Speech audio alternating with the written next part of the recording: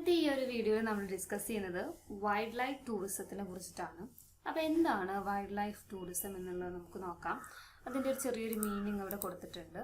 Wild life tourism അല്ലേ, wildlife tourism can be broadly defined as trips to destinations with the main purpose of visit being to observe the local fauna അല്ലേ.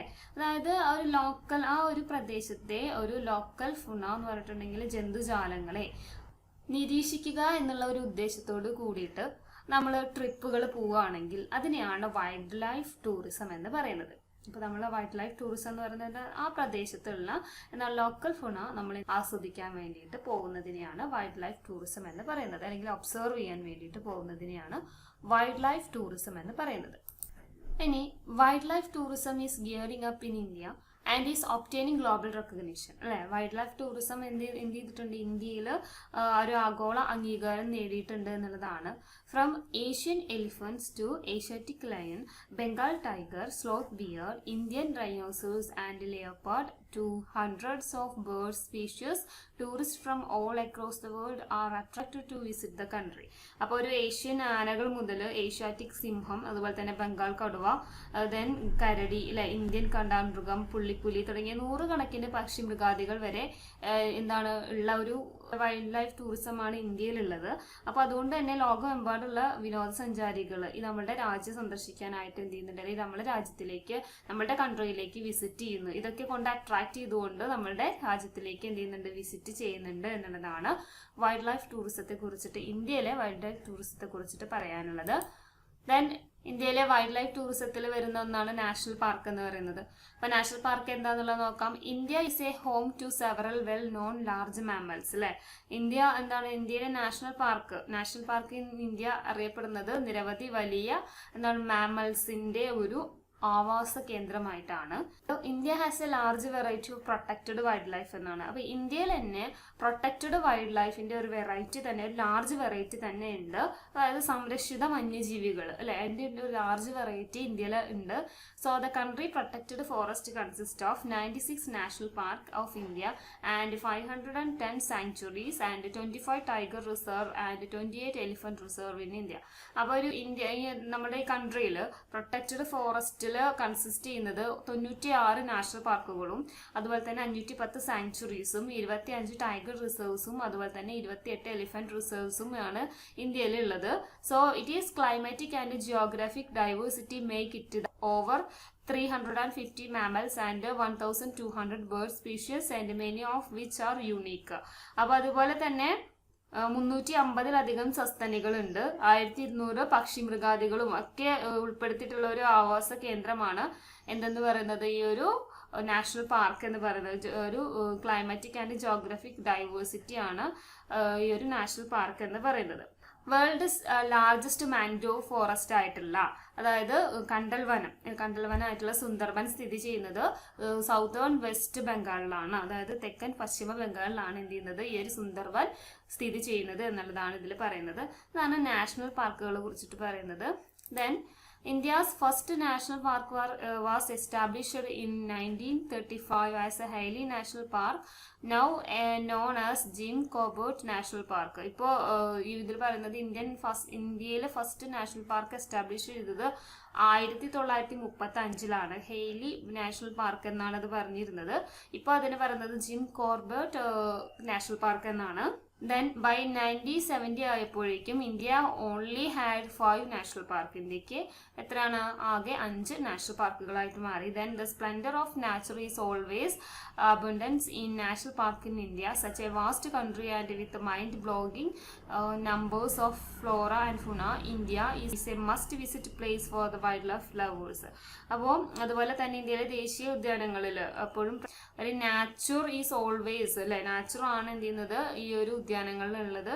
Then വന്യജീവി wild life lovers must ആയിട്ട് visit ചെയ്യേണ്ട ഒരു place തന്നെയാണ് India എന്ന് പറയുന്നത്.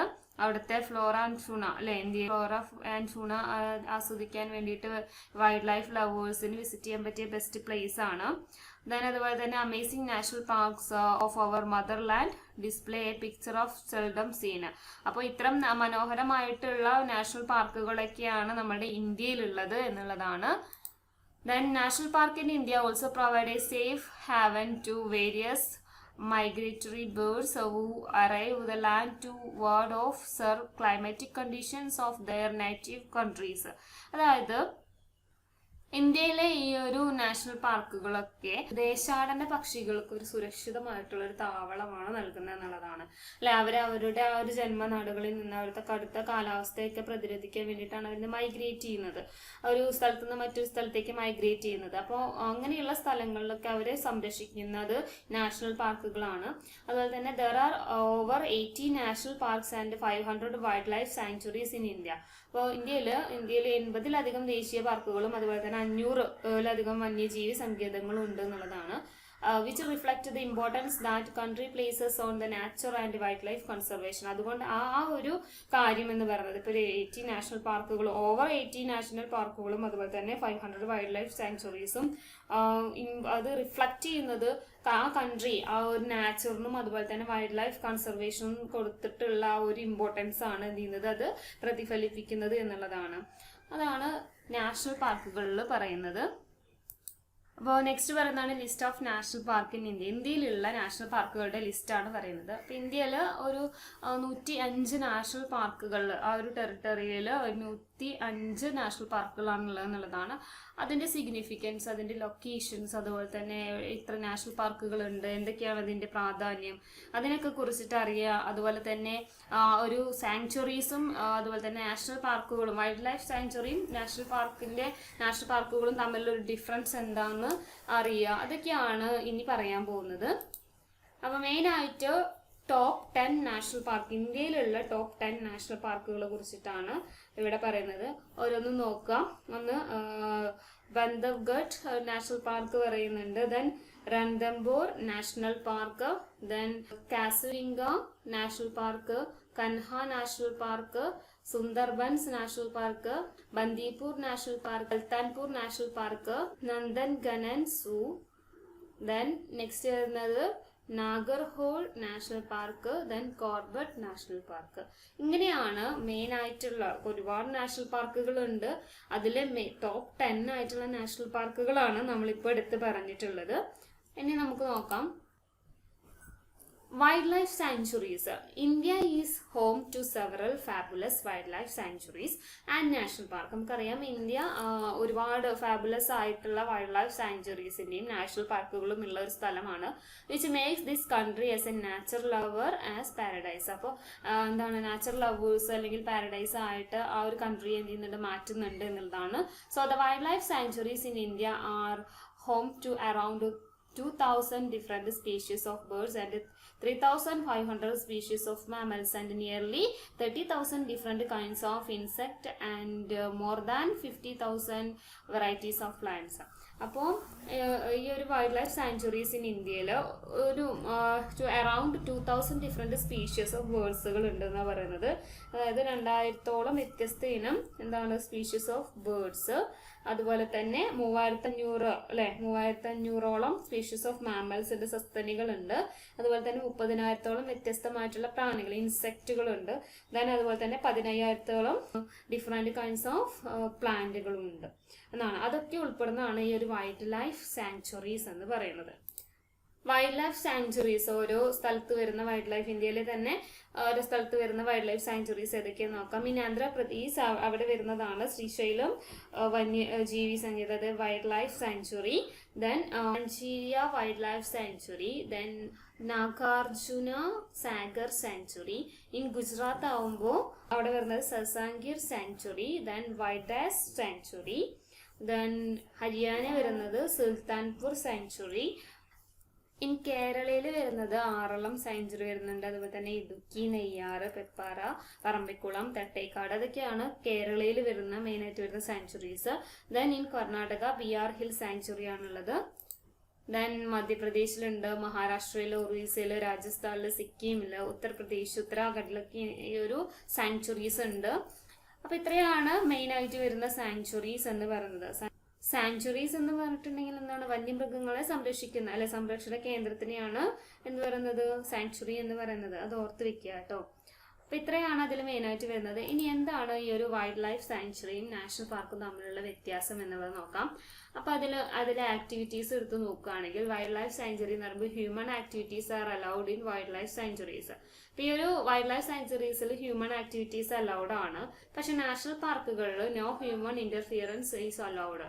അല്ലെ, conservation പർപ്പസിൽ ഈ ഒരു ഹ്യൂമൻ ഇന്റർഫിയറൻസ് അലൗ ചെയ്യുന്നില്ല എന്നുള്ളതാണ്. ഇതിന്റെ മെയിൻ ആയിട്ടുള്ള എയിം അല്ലെങ്കിൽ ഗോൾ എന്ന് പറയുന്നത്, വൈൽഡ് ലൈഫ് സാങ്ച്വറിയുടെ മെയിൻ ആയിട്ടുള്ള ഗോൾ എന്ന് പറയുന്നത് പ്രൊട്ടക്ട് സർട്ടൺ ഫ്ലോറ ആൻഡ് ഫുന. ആ ഒരു ഫ്ലോറ ആൻഡ് ഫുനയെ എന്ത് ചെയ്യുക, പ്രൊട്ടക്ട് മേജർ ഗോൾ എന്ന് പറയുന്നത് പ്രൊട്ടക്ട് ചെയ്യുക എന്നുള്ളതാണ്. ദ നാഷണൽ പാർക്ക് എന്ന് പറയുമ്പോൾ ഇറ്റ് ഇൻക്ലൂഡ് എനിത്തിങ്, എന്ത് വേണമെങ്കിലും വരാം, flora and fauna or any other object. Historical and geographical importance കൊടുക്കുന്ന ഏത് ഒബ്ജക്റ്റും ഇതിൽ വരാം, ഈ ഒരു നാഷണൽ പാർക്കിൽ വരാം എന്നുള്ളതാണ്. ദെൻ അതിന്റെ ഏരിയ എന്ന് പറയുമ്പോൾ വൈൽഡ് ലൈഫ് സാങ്ച്വറിക്ക് there is no fixed boundaries. അവിടെ ഒരു ബൗണ്ടറീസ് പറയുന്നില്ല. പക്ഷെ നാഷണൽ പാർക്കുകൾക്ക് നമ്മൾ എന്ത് ചെയ്യുന്നുണ്ട്, ഒരു ബൗണ്ടറി ഗവൺമെന്റ് ഡിഫൈൻ ചെയ്തിട്ടുണ്ടായിരിക്കും, ഒരു ബൗണ്ടറി ഡിഫൈൻ ചെയ്തിട്ടുണ്ടായിരിക്കും. ദെൻ അതൊരു പബ്ലിക് ആക്സസ് എന്ന് പറയുന്നത് wildlife sanctuary it is open to for പബ്ലിക്കിന് എന്ത് ചെയ്യുന്നുണ്ട്, ഓപ്പൺ ചെയ്ത് കൊടുക്കുന്നുണ്ട്. പക്ഷെ നാഷണൽ പാർക്കുകൾ not usually open to the public as a human activities are restricted. അവിടെ നമ്മൾ എന്ത് ചെയ്യുന്നില്ല, നാഷണൽ പാർക്കുകൾ ഓപ്പൺ ചെയ്ത് കൊടുക്കുന്നില്ല. കാരണം എന്താണ്, അവിടെ ഹ്യൂമൻ ആക്ടിവിറ്റീസ് ഒക്കെ എന്താണ്, റെസ്ട്രിക്റ്റഡ് ആണ് എന്നുള്ളതാണ്. ദെൻ അതിന്റെ അതോറിറ്റി, വൈൽഡ് ലൈഫ് സാങ്ച്വറിയുടെ അതോറിറ്റി എന്ന് പറയുന്നത് central or the state government ഓർഡേഴ്സിനാണ്.